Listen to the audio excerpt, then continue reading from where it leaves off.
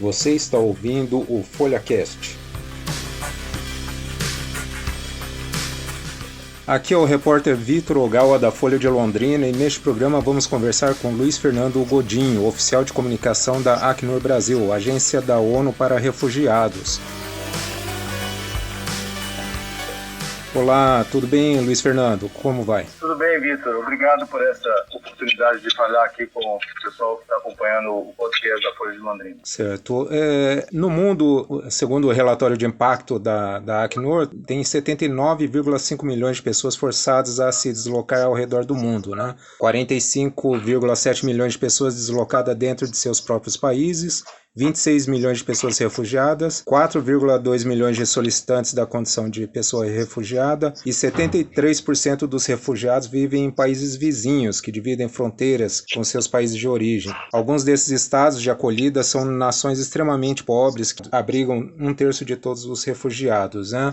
Diante disso, você pode falar um pouco sobre o papel da Acnur nessa missão de ajudar migrantes e refugiados? Bom, acho que o primeiro esclarecimento é que o mandato do Acnur ele é voltado exatamente para as pessoas refugiadas, né? Há uma diferença entre migrantes e refugiados no sentido de que os refugiados são aquelas pessoas que são forçadas a deixar o seu país de origem, o seu local de origem, como esses números que você mencionou bem refletem, né? São pessoas que foram forçadas a deixar por causa de guerras, conflitos, perseguições. Os migrantes, eles têm uma categoria diferente, porque muitas vezes é uma migração econômica e que ela não é forçosa, a pessoa faz aquilo de uma maneira planejada e muitas vezes pode retornar para o seu país de origem caso aquele projeto dele não dê certo. No caso dos refugiados, é cada vez mais difícil hoje os refugiados retornarem para os seus países de origem porque as razões pelas quais forçaram essas pessoas a sair de lá permanecem. Então, essa pode parecer uma diferença burocrática ou teórica, mas ela é muito importante porque as razões pelas quais as pessoas fazem esse movimento migratório definem muito o tipo de serviço, o tipo de ajuda e mesmo de responsabilidade que os países têm em relação a elas. Então, respondendo a sua pergunta, o Acnur tem o mandato voltado às pessoas que são reconhecidas como refugiadas, apátridas, solicitantes da condição de refúgio e também aqueles que voluntariamente retornam para os seus locais de origem. O papel do Acnur é, antes de tudo, assegurar a correta implementação da Convenção da ONU de 1951 sobre refugiados e as convenções também de apatridia, que é outro grupo de pessoas sob a responsabilidade da agência. Então, ao assegurar a implementação da Convenção, o Acnur pode atuar de diferentes formas, desde prestando assistência humanitária direta, né, como a gente vê nas grandes operações humanitárias nas quais a agência está e esteve envolvido nos últimos 70 anos, por meio de parcerias com a sociedade civil que prestam assessoria, prestam serviço às pessoas refugiadas, que é o que acontece aqui no Brasil,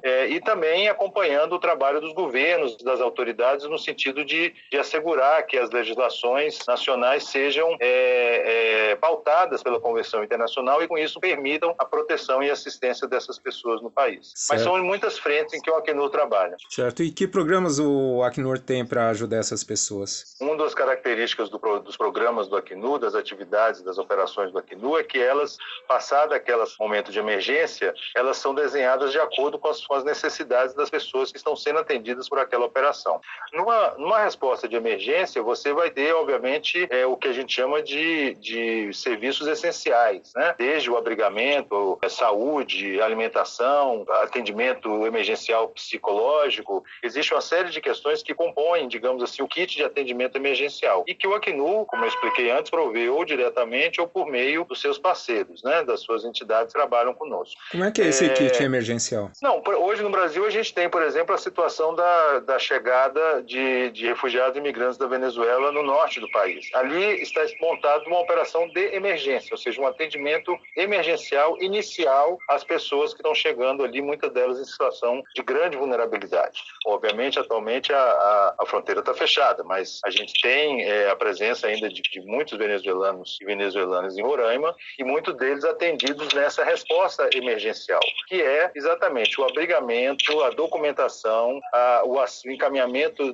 dos casos mais emergentes de saúde, o atendimento com alimentação nos abrigos da Operação Acolhida e nesse caso o Acnur trabalha não só fazendo um trabalho de monitoramento de fronteira, apoiando no registro e na documentação, mas também na gestão dos abrigos e até mesmo no programa de interiorização, que aí já é uma etapa mais avançada, né, do processo de proteção e integração dessas pessoas refugiadas no Brasil. Então, o próprio programa de interiorização é um bom exemplo de algo que é desenvolvido e desenhado para uma necessidade específica, né? É um programa, é uma estratégia que visa, é uma estratégia do governo federal, apoiada pelo Acnur, que visa retirar pessoas venezuelanas do norte do Brasil e levar para outras cidades do país onde elas têm melhores condições de integração. Certo. Vocês lançaram a plataforma Refugiados e Empreendedores, né? O que é isso? Como é que funciona? Esse é um outro bom exemplo de como de ações do Acnur para ajudar as pessoas refugiadas. A plataforma é resultado de um diálogo muito intenso que a gente tem com as pessoas refugiadas, né? E no caso, agora com o advento da pandemia, se tornou evidente que muitas dessas pessoas que tinham seus atividades, às vezes, na economia informal, ou mesmo em empregos que foram cortados com a pandemia, tiveram a necessidade de se reinventar como empreendedores. Então, o Acnur fez um mapeamento de uma série de refugiados, pessoas refugiadas de diferentes nacionalidades, que hoje estão com seus próprios negócios, e criou essa plataforma para permitir uma troca de informações entre as próprias pessoas refugiadas, permitir que pessoas façam negócios com esses empreendedores, né? E também permitir que aquelas pessoas refugiadas queiram iniciar os seus próprios negócios, tenham ali informações para entender como isso funciona e como pode ser essa estratégia de autossuficiência por meio de um próprio negócio. Foi por meio dela que a Acnur lançou o e-book Prato do Mundo? Não, o Prato do Mundo é uma estratégia diferente, é um produto, basicamente um produto de comunicação, né? É um livro eletrônico, online, como você bem falou, em que as pessoas acessam aquele livro para ter a experiência de fazer na sua casa uma receita feita por um refugiado, né? Então, assim, é uma questão de criar uma empatia, uma identificação do público brasileiro com a vida dessas pessoas refugiadas que têm muito a contribuir com a cultura dos países de acolhida. Nesse caso aqui, a gente está falando de uma contribuição cultural, né? Por meio da culinária. São pessoas que trazem as suas receitas dos seus países e que se dispuseram a trabalhar conosco nesse produto que busca exatamente criar essa empatia e mostrar como as pessoas refugiadas podem se contribuir com as comunidades de acolhida. Certo. Só explicando que são receitas culinárias, né, multiculturais, e conta a história de 7 refugiados, né? Sim, exatamente. E como tem sido para a Acnur custear todos os programas? Quais os meios de doação? Não, o Acnur é uma agência que depende exclusivamente de doações, sejam dos países doadores, seja de indivíduos ou do setor privado, né? Apenas 2% do nosso orçamento vem das Nações Unidas, né, da Secretaria-Geral das Nações Unidas, né? Os 98% da nossa operação, ela vem de doações. Então, o Acnur tem unidades muito ativas, né, de arrecadação de fundos, tanto junto aos governos, quanto ao setor privado, quanto aos indivíduos. Dessa maneira, a gente consegue financiar as nossas operações. É claro que a gente nunca consegue a totalidade, né, desses recursos, por uma série de razões, né? Por outras agências que também precisam de doações, por outras necessidades que acontecem no mundo, infelizmente, né? Não é apenas a questão dos refugiados que exige uma ação humanitária por parte da comunidade internacional. Então, a gente não consegue, muitas vezes, cumprir todos os nossos objetivos com os recursos que a gente consegue obter, com as doações que a gente consegue obter. Mas isso tem funcionado dessa maneira com base em doações voluntárias, tanto de países, quanto de indivíduos, como de empresas. Certo. Dados do relatório anual do Observatório das Migrações Internacionais, referente a 2020, e que utiliza informações do Departamento de Migrações do Ministério da Justiça, aponta que um total de 74.929 estrangeiros solicitaram refúgio no Brasil nos últimos 2 anos, 2019 e 2020. Deste total, 52.164 foram em 2019 e 22.565 em 2020. As indicações são de que há um total de 210 mil refugiados estrangeiros vivendo no Brasil atualmente. Como o senhor avalia esses números? Bom, eu precisava entender um pouco a maneira como esses números estão colocados, porque talvez aqui esteja refugiados imigrantes, né? E aí, de novo, eu não tenho a informação em que se une essas duas populações, né?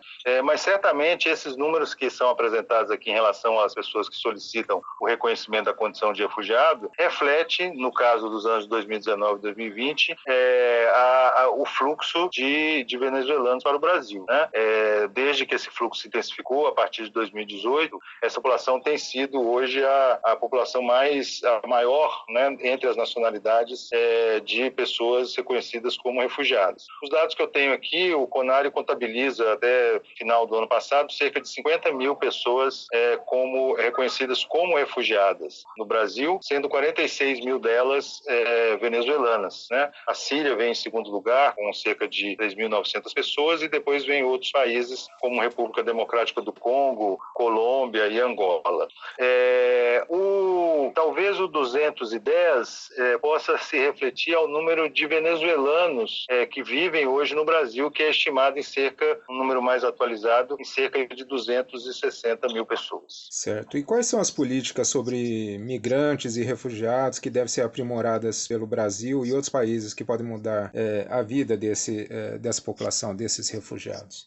Olha, o Brasil tem uma legislação considerada muito avançada para a proteção internacional de pessoas refugiadas. Novamente, eu preciso fazer a diferenciação entre migrantes e refugiados, né? Uhum. A lei brasileira de refúgio, ela é muito avançada porque ela assegura, ainda para a pessoa que solicita o reconhecimento da condição de refugiado, o acesso a serviços, o acesso à documentação, a serviços como saúde e educação.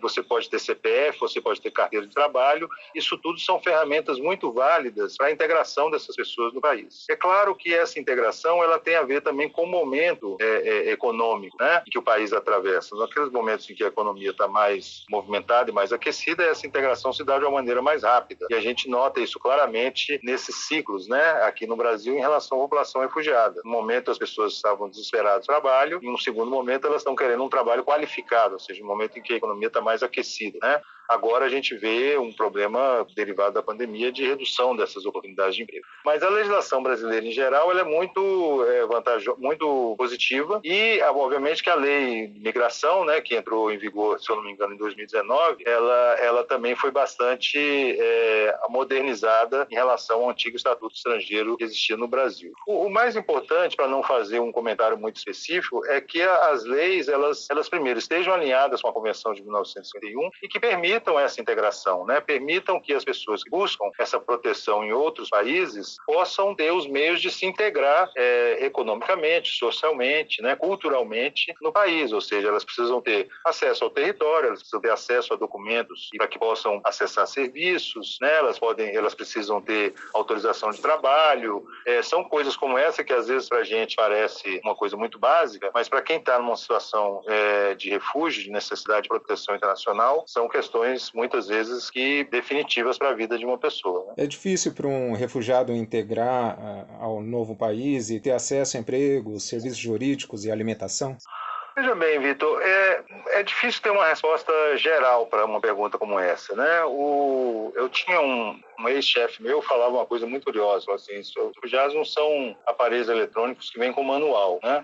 Eles vão reagir de maneiras totalmente diferentes àquilo que é oferecido, àquela situação em que ele está passando, né? Então é muito difícil te responder essa pergunta de uma maneira geral. Eu posso dizer que não é fácil ser refugiado. Você é forçado a deixar o seu país, você é forçado às vezes de um dia para o outro, abandonar a sua casa, abandonar os seus bens, abandonar a sua rede, né, de conhecimentos, de amizades, né, sua rede social ali no sentido offline da palavra, por causa de um conflito, muitas vezes de um conflito que não tem nada a ver com você. Então não é fácil ser refugiado, é muito difícil o processo do refúgio, o processo de integração num novo país.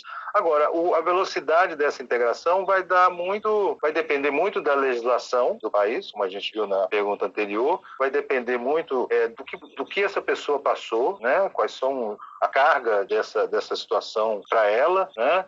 As circunstâncias em que ela se encontra e etc. Mas o que a gente nota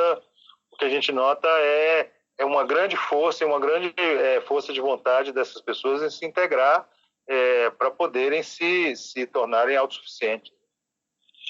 Certo, em uma situação de pandemia, muitos refugiados não têm acesso aos cuidados de saúde. Uma porque muitas vezes eles entram por vias, às vezes, ilegais, né? E temem serem descobertos por autoridades. E isso daí dificulta o acesso a serviços como vacinas e medicamentos, né? Teve aquele caso do surto de sarampo no norte do país, né? E agora com a Covid-19 há também essa preocupação dessas pessoas não terem acesso a toda a gama de serviços de saúde, né? Como os governos podem ajudar as pessoas nessa situação? Não, eu primeiro queria fazer um comentário. Acho que não há nenhuma evidência hoje demonstrando que o surto de sarampo que houve no Brasil está associado à chegada de pessoas venezuelanas no país. É importante não continuar divulgando essa informação, porque não há nenhuma evidência demonstrando isso. Pelo contrário, os surtos de sarampo foram demonstrados como um resultado de um descuido da própria população brasileira em relação às campanhas de vacinação do sarampo. Então, acho que é muito importante esclarecer isso para os ouvintes do podcast da Folha de Londrina. No caso da população refugiada, o exemplo que nós temos é um pouco diferente do cenário da sua pergunta, no sentido de que, exatamente porque essas pessoas não estão em situação irregular, ou seja, todas elas estão documentadas, sejam como solicitantes da condição de refugiados, sejam como refugiados já reconhecidos pelo governo brasileiro, elas têm sim acesso a todos os serviços de saúde. No caso dos abrigos para refugiados e imigrantes da Venezuela, em Roraima, inclusive, foi construído um hospital de campanha, juntamente com a Operação Acolhida, para cuidar dos casos que aconteceram de Covid-19 entre a população abrigada e também as comunidades de acolhida que não conseguiam ter acesso aos serviços de saúde do Estado. Então, no caso da legislação brasileira, por força da legislação brasileira, os solicitantes da condição de refugiado possuem, sim, acesso aos serviços de saúde. E no caso da Covid, nós conseguimos, no Brasil, não deixar ninguém para trás nesse sentido. Pelo contrário, aqueles mais vulneráveis que estão em abrigos, então tiveram um cuidado redobrado com a distribuição de kits de higiene, kits de limpeza, um cuidado especial no caso desse hospital de campanha. Também fizemos muitas campanhas de informação, não só de prevenção em relação à Covid, como também de acesso aos programas emergenciais do governo, e aquelas pessoas refugiadas que se enquadraram nos critérios dos programas emergenciais tiveram acesso aos recursos do governo federal. Então, no Brasil, as pessoas refugiadas não foram deixadas para trás no contexto da pandemia. Certo. O senhor pode explicar o princípio de não devolução, qual define que nenhum país pode deportar ou devolver um refugiado contra a vontade do mesmo, em quaisquer ocasiões, para um território onde ele ou ela sofra perseguição? O princípio de não refoulement é um dos princípios básicos da Convenção Internacional, ou seja, o país que é signatário da Convenção, ele não pode devolver para o país de origem ou para onde aquela pessoa venha um solicitante de refúgio, porque você vai estar colocando a vida dela em risco, né? Se ela está sendo forçada a deixar aquele país por causa de uma guerra ou de uma perseguição individualizada ou de um grupo étnico, alguma coisa assim, ao devolvê-la, você vai colocar a vida das pessoas em risco. Então, esse princípio é um princípio básico, basilar da Convenção de 1951, que é adotado por todos os países que são signatários da Convenção. Certo. Recentemente, aqui na América do Sul, a Colômbia aprovou que quase 1 milhão de migrantes sem documentos receberão o estágio de proteção por até 10 anos, né? Notadamente, Sim. A maioria é venezuelana. Eu gostaria de saber o que essa medida representa para esse povo. Olha, essa medida foi extremamente parabenizada pelo Alto Comissário da ONU para Refugiados, o Filippo Grandi. Ele estava, inclusive, na Colômbia, fazendo uma visita de avaliação das necessidades humanitárias da população venezuelana lá, quando essa medida foi anunciada pelo governo, né? Então, o Acnur aplaudiu um gesto e considerou isso um gesto de extrema generosidade e compromisso em assegurar a proteção daquelas pessoas venezuelanas que são deslocadas, né? Se encontram, no caso, no território venezuelano. É uma decisão que, pelas palavras do Alto Comissário, serve como modelo de pragmatismo e de humanitário, né, de humanismo em relação a essa população. Então, o Acnur aplaudiu e realmente parabenizou o governo colombiano por essa medida. Certo. Os refugiados venezuelanos que estão no Brasil estão irregularizados, né, como o senhor já mencionou anteriormente. Em que eles diferem do caso colombiano? Não, é exatamente essa questão da documentação, né? Como a gente sabe, o documento é uma questão importante para o dia a dia das pessoas, né?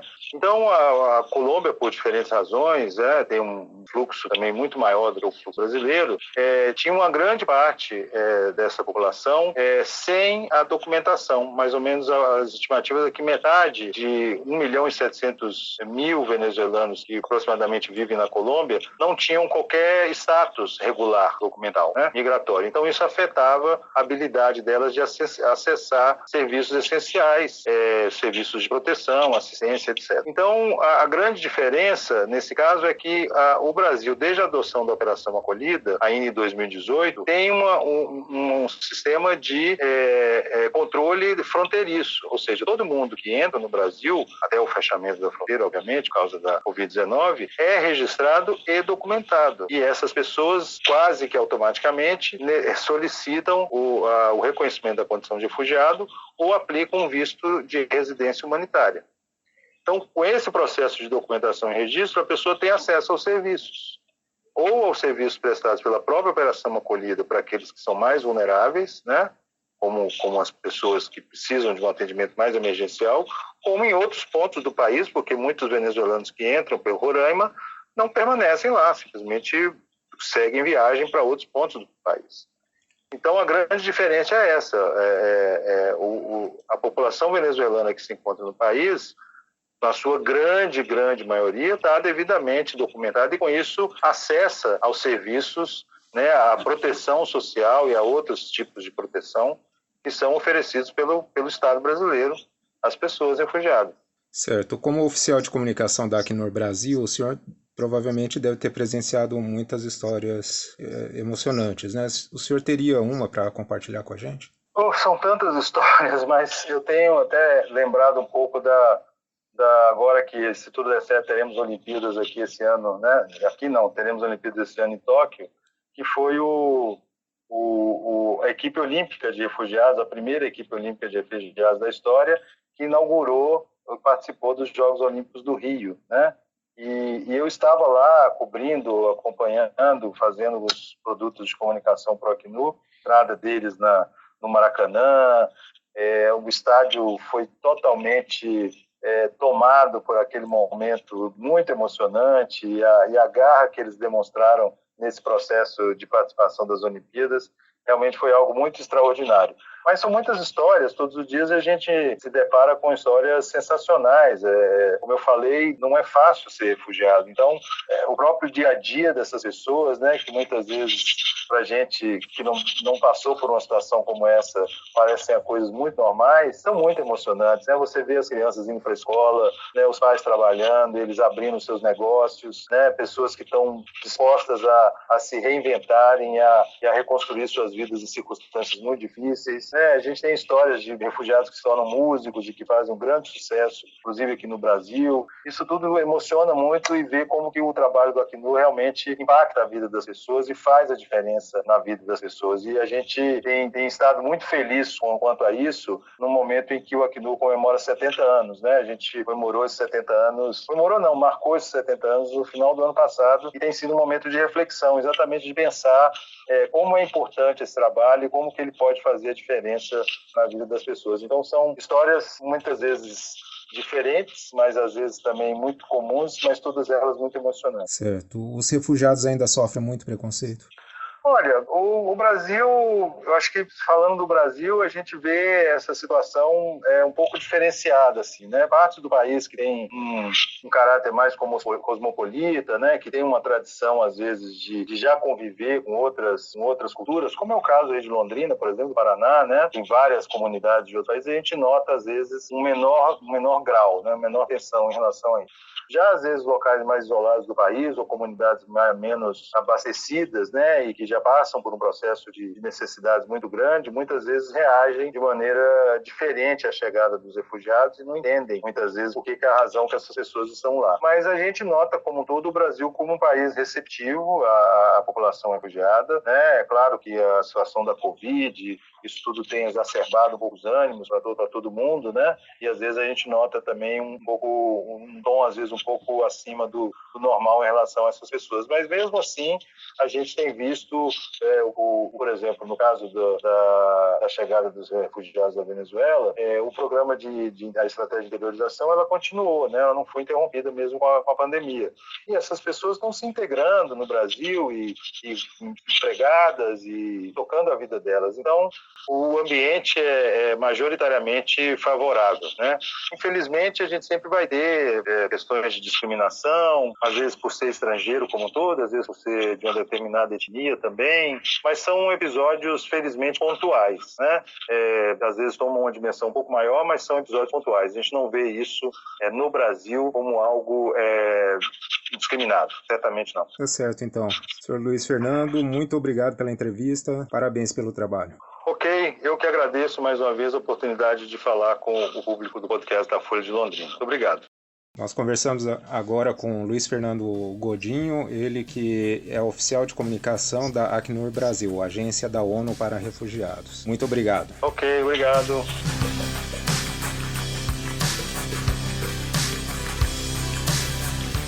Você ouviu o Entrevista do FolhaCast, o podcast da Folha de Londrina. Esse programa foi apresentado por mim, Vitor Ogawa, e a edição de som é de Patrícia Maria Alves, com Yuri Pereira. Você pode ouvir no site e no aplicativo de streaming de áudio de sua preferência. Se você gosta dos nossos conteúdos, apoie o jornalismo regional e assine a Folha em assine.folhadelondrina.com.br.